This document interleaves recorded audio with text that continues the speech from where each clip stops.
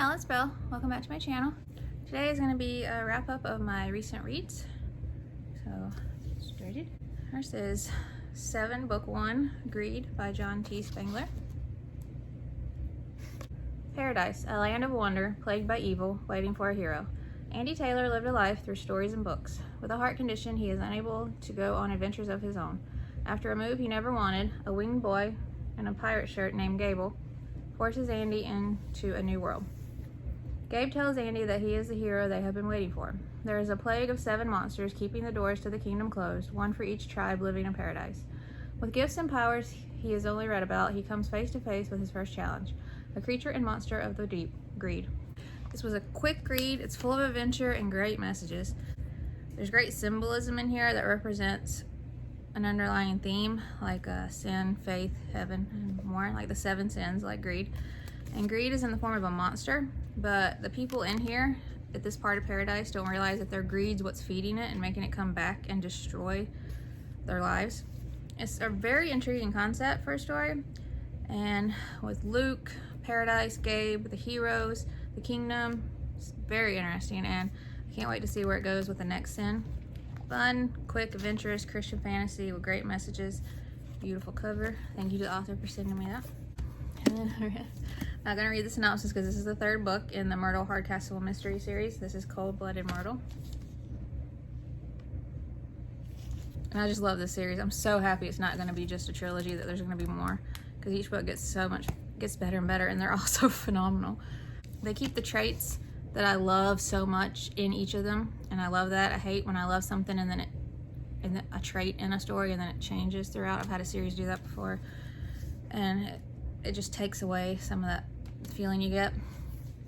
And it's got the Victorian vibes. I love the historical Victorian vibes, and I think the historical, especially Victorian, but historical fiction goes so well with the detective style mystery middle grade. Like, it just is such a perfect fit, and the dialogue, the banter, the dynamic is that I love for a detective middle grade is so present in this, and I just love it. And I love trying to figure out who done it. And like I said, the witty banter. There's comical footnotes in here that are just amazing, and each chapter starts with a little quote from a book of Myrtle's, I think it is, because it says H.M. Hardcastle. So apparently that it's just so good. There's a cat who thinks very highly of themselves, as cats do, and who is quite a detective themselves and is always helping. And the way they talk to the cat, and like it shows the cat like answering no, and you just hear it in like a meow no, because of the way it's written out. So good. And the governess, Miss Judson, who is Myrtle's like Sherlock, and Miss Hudson is like her Holmes, and I love Miss Judson. And there's always a fantastic list of suspects, and it's just so cozy, and I just love it. And it's told from Myrtle's point of view, and she even talks to us occasionally by saying dear reader. And I love it. Myrtle is just as smart and funny and tenacious, brave, charming, and a little morbid as ever, and I love her so much. She's the definition of my perfect version of a female junior sleuth, and the way she says her thoughts and the investigation banter between her and Miss Judson is perfection. It's that dialogue and detective mystery historical middle grade that I just eat up.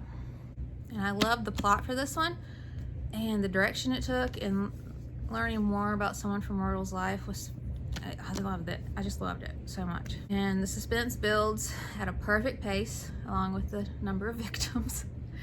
Like I said, a little morbid through the story, like as so do the clues sprinkled throughout. And it was great to see some favorite characters, and I will never not love the nickname Steven. When you read it, you know. Peony, along with Myrtle herself, have my heart. And Miss Judson. And he's always great, but her dad in here, I really loved him even more than normal. She's got a great dad. I highly recommend the whole series, and like I said, I'm so happy there's going to be more. Beautiful cover by Brett Helquist, who's one of my favorites, so happy I read this. And I read the first in this series, Kiki, Kallira Breaks a Kingdom by Sangu, Mandanna. Kiki Kallira has always been a warrior. Did she lock the front door? Is there a terrible reason her mom is late? Recently, her anxiety was getting out of control, but one thing that has always soothed her is drawing. Kiki's sketchbook is full of fanciful doodles of rich Indian myths and legends her mother has told her over the years. One day, Kiki ends up falling into the mystical world of her sketchbook, where she discovers her characters have been brought to vivid life, from the awesome band of rebel kids who protect the kingdom to the less awesome evil god bent on total destruction. As the one responsible for creating him, Kiki must overcome her fear and anxiety to save both worlds, the real and the imagined, from his wrath. But how can a girl armed with only a pencil defeat something so powerful? This was so good. I am loving Indian mythology so far. And from what I read in here, India has a lot of different traditions and cultures, and I'm so excited to learn more about them all.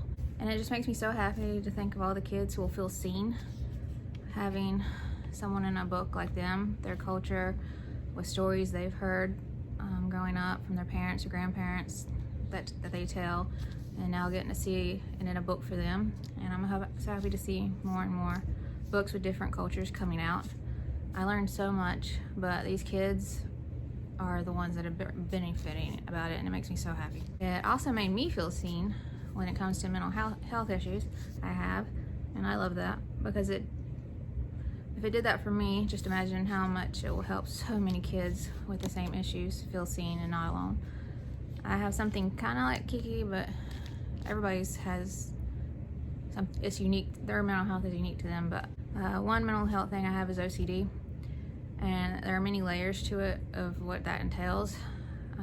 For a couple, for example, I have certain rituals I have to do, and if I don't do them, my brain makes me think something awful will happen.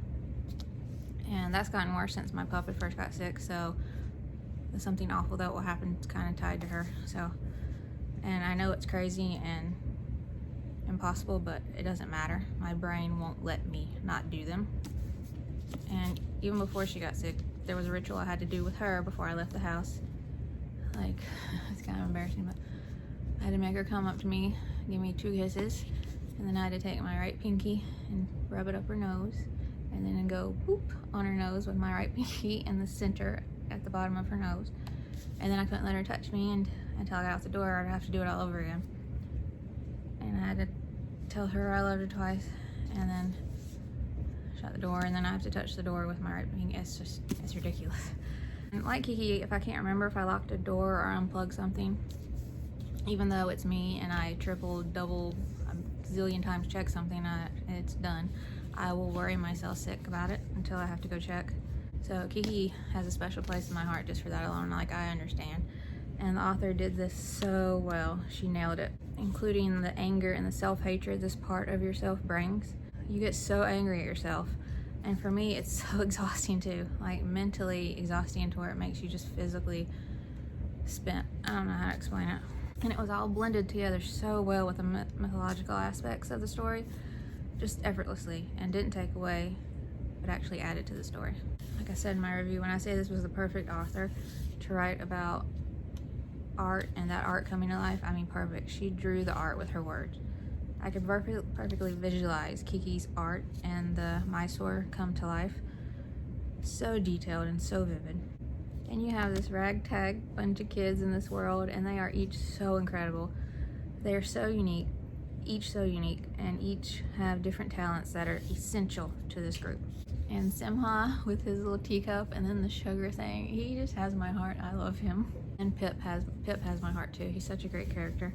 And I love this mythology. And authors always say that they take parts from mythology and make a fictional story of their own around it. Well, this author did that, plus had her character do it as well with her art, and I love that. I was fascinated and hooked by it all. The original mythology, and I was Googling everything and everyone, and Kiki's take on it. Great messages in here. And along the same mental health part, great messages about getting the right help you need, and the importance of facing and fighting our own demons, and how we have the power over our demons. We are in control and we have the power. It doesn't always feel like that, and in my own personal case, I turn to God as well, who helps me, but I have to do my part. But I have God too. And also, everybody has something important to contribute. Everybody is important. You can't succeed trying to do something like someone else or be like someone else. You have to do things your way and be you, and that's how you succeed. And we need to stop underestimating girls. I mean, we even do it to ourselves. Amazing writing, mythology, great characters, art, adventure, danger, suspense, plus the twist. Ugh, loved it. Can't wait to see what happens next. I think the sequel comes out in May, and I will grab it right up. Highly recommend. And I read The Dragon and the Girl, True North. This is the first in the series. Laura Findley Evans. The last dragons in the kingdom were killed a half a century ago. At least that's what 12-year-old Eliana has grown up hearing. Imagine her surprise when one morning in the forest she finds herself eye to eye with a young dragon. When she learns the dragon's father has been missing since the last full moon, she vows to help. Together they seek the king for guidance, but upon reaching the castle they realize the short, frazzled king has problems of his own.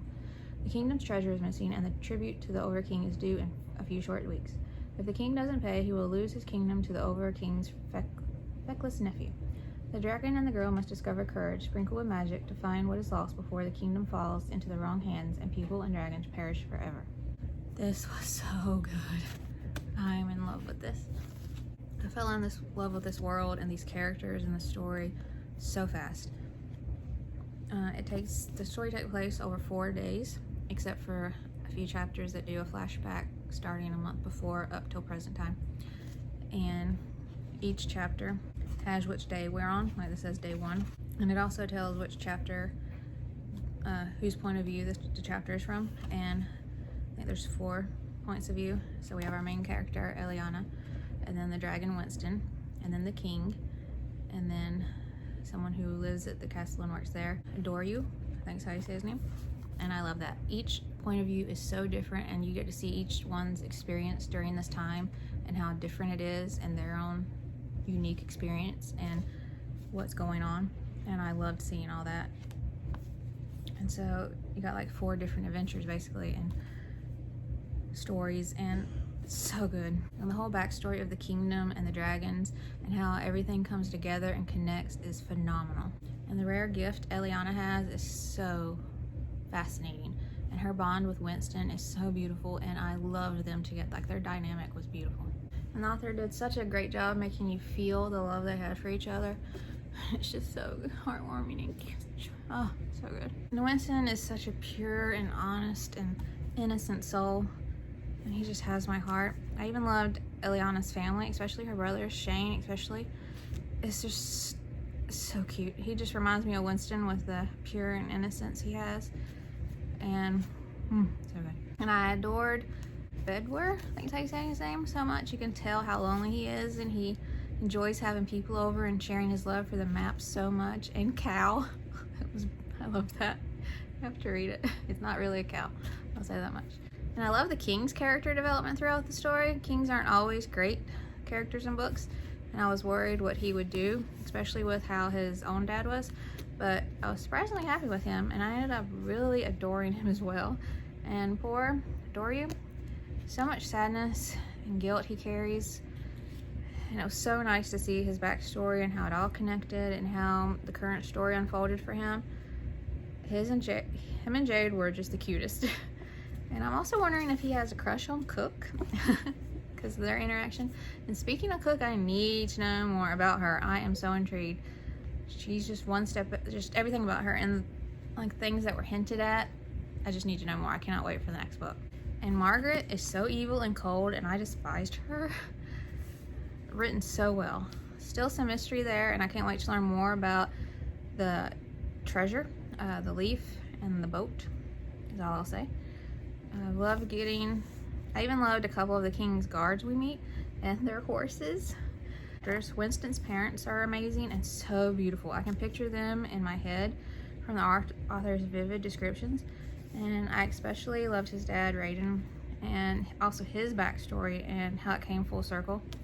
I was so impressed by this author's writing and ability to write not only amazing characters, but a great plot that is so mysterious, dangerous, suspenseful, intriguing, and so gripping. The teacups were such a creative and imaginative idea as well, and even those were all connected and came full circle. It was just so good. Such an immersive story, so well paced. I flew through this, and she said the sequel should be coming later this year, and I'm so excited. Can't wait. And then I read the first book in Rick Riordan Presents Tristan Strong Punches a Hole in the Sky by Kwame Mbalia. Beautiful map. 7th grader Tristan Strong feels anything but strong ever since he failed to save his best friend when they were in a bus accident together. All he has left of Eddie is the journal his friend wrote stories in. Tristan is dreading the month he's going to spend on his grandparents' farm in Alabama, where he's being sent to heal from the tragedy. On his first night there, a sticky creature shows up in his bedroom and steals Eddie's journal. Tristan chases it. Is that a doll? Through the forest, and a tug-of-war ensues by his grandmother's mysterious and off-limits bottle tree. In a last attempt to wrestle the journal out of the creature's hands, Tristan punches the tree, accidentally ripping a hole in the sky above Mid-Pass, a volatile place with a burning sea, haunted bone ships, and iron monsters that are hunting the inhabitants of this strange world.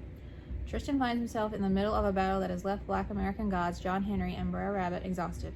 In order to get back home, Tristan and these new allies will need to entice the god Antonsson, the Weaver, to come out of hiding and seal the hole in the sky. But bartering with the trickster Antonsson, I think I'm saying that right, always comes at a price. Can Tristan save this world before he loses more of the things he loves? I am obsessed. I love this so much. I'm almost done with the second book too, and it's so good. Sweet Peaches, this was good. If you know, you know. Being from the South and living 45 minutes from Chicago for a few years, I was all about the dialogue. It especially took me back to the South, whether with Tristan's dialogue himself or with like his grandparents or with a couple of the gods. It felt like home reading this, like hearing them in my head, if that makes sense. And I just love that, like, just the way he says stuff and he's like, you feel me?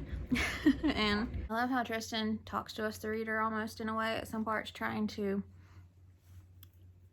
paint the picture or whatever he's talking about, whether it's something he's feeling or seeing. It makes you feel even closer to him and more attached and even more invested. The writing is very engaging and vivid. The humor is so on point. Like I said, it makes me feel at home, this humor, the way they talk. Just love it. And I think this is my first read with African and African American mythology and folklore, and I want more.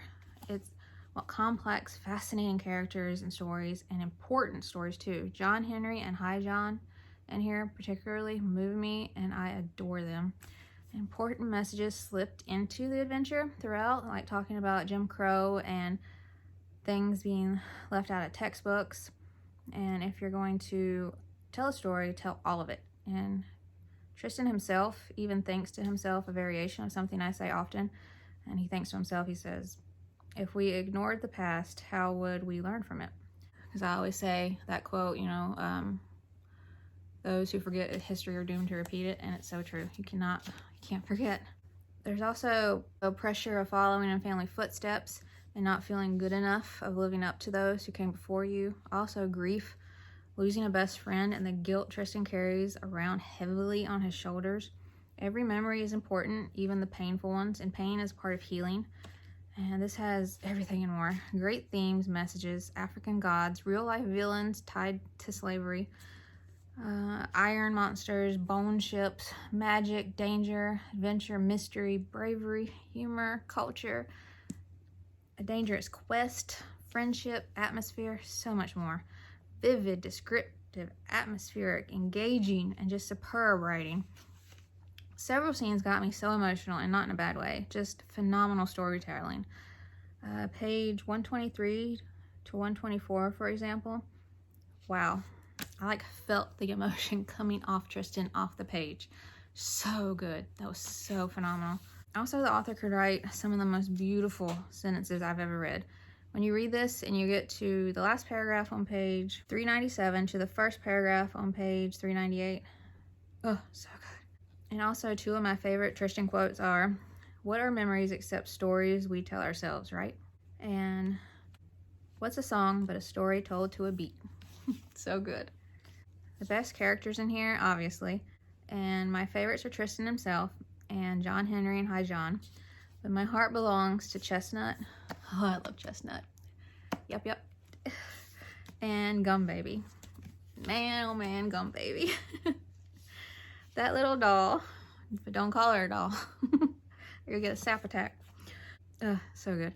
She could have easily been annoying, but this author is so great that he managed to write her in a way that she wasn't, and that made you fall in love with that annoying little stinker. She's just the best. This is just fascinating, and I love this so much.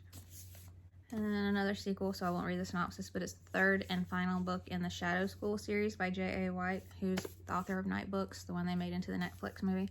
And this is Phantoms. I'm so sad it's over, but I love this series so much. He did a great job ending it. Such a unique world and story. It's very atmospheric. Shadow School itself is so... I just love this school so much.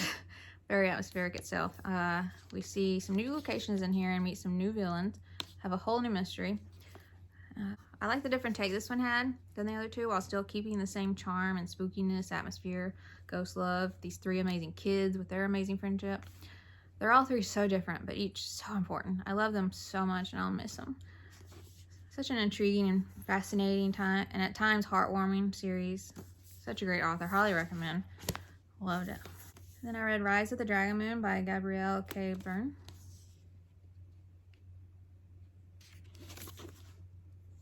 Princess Talia may be heir to the throne, but she longs to be a fierce hunter and warrior.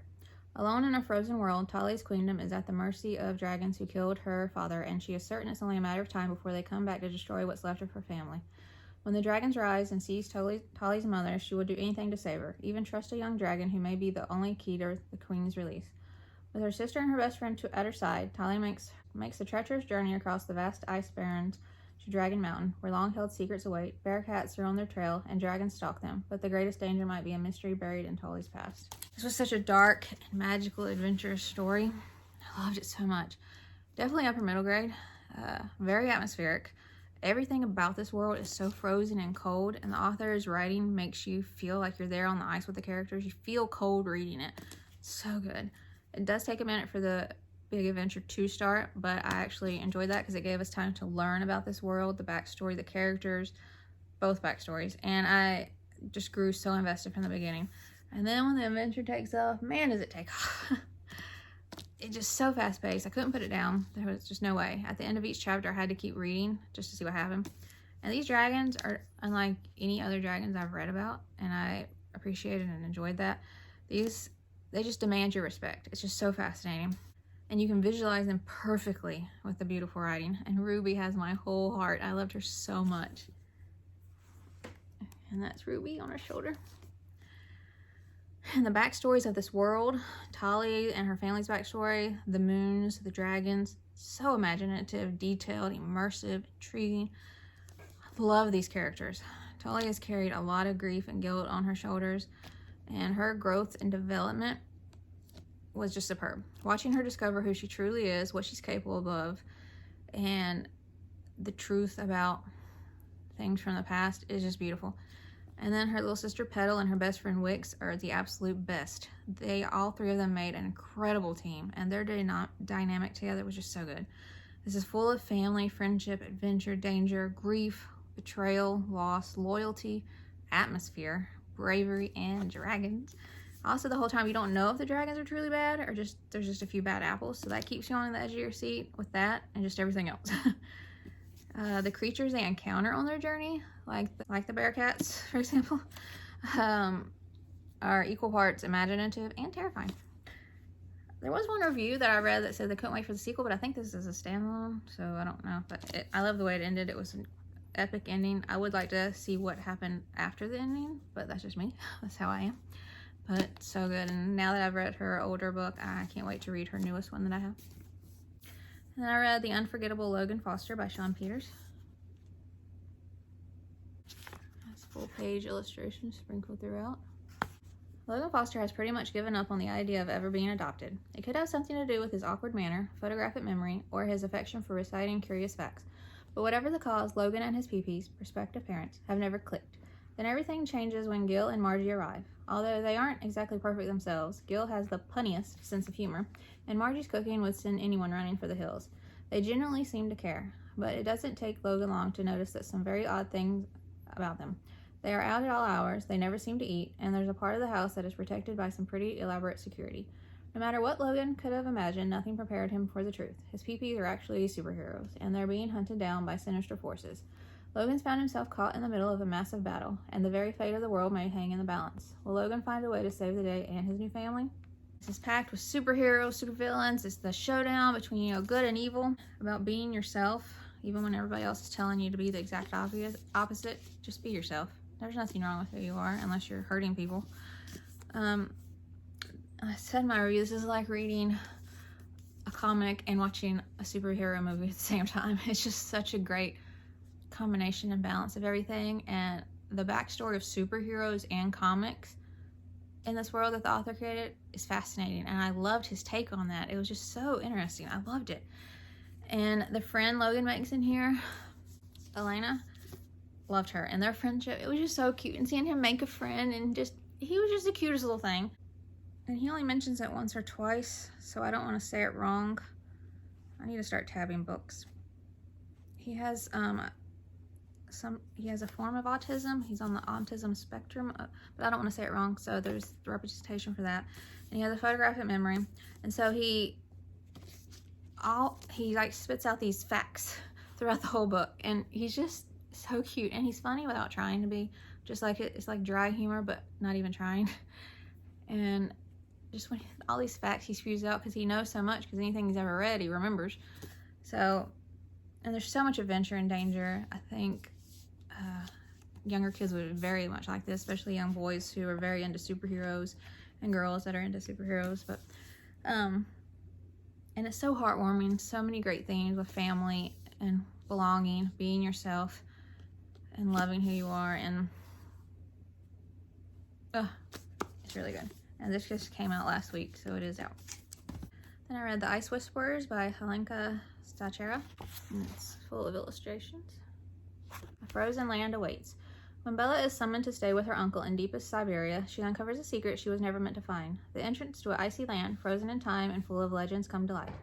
But this magical world is in danger, and Bella may be the only one who can save it. To succeed, she must join forces with the impossible, a long-lost sister she never knew she had, born 40,000 years before. I went into this thinking it was going to be, you know, like an atmospheric, lighthearted, whimsical middle grade, which is, I like that, and I like the dark upper middle grade. Well, this was a lot darker than I thought it was going to be, so just know that going in. And I loved it. It was that and so much more than I thought it was going to be. And there's so many layers to it, and I just loved this so much. I flew through it. Like I said, very dark, upper middle grade. And the whole other world, but being our world, but so many years before, and how you get there, and the backstory of the last, which is the group of people that are called the last, 40,000 years before, and their backstory and how it came to be, and then and Bella's backstory, and then her current story, and her uncle, where she goes to stay in Siberia, and what happens there, the backstory for parents, and what we learn. And then the sisters themselves and the relationship they have, and then the last and everything about them, and then this spirit world. It's just so fascinating and intriguing. And another book you feel cold reading it. It is the perfect winter read. It is so atmospheric. And the sister relationship and the family theme and the belonging themes and not ever feeling good enough or making to feel like there's something wrong with you, and the way women were treated, and just everything. It's just so amazing, so thrilling, and I just loved it, and I cannot wait for more from this author. Vivid writing, magical, such fascinating details, and it's just so good. Editing bell here. I just realized I did not show you the cover, so here's the cover.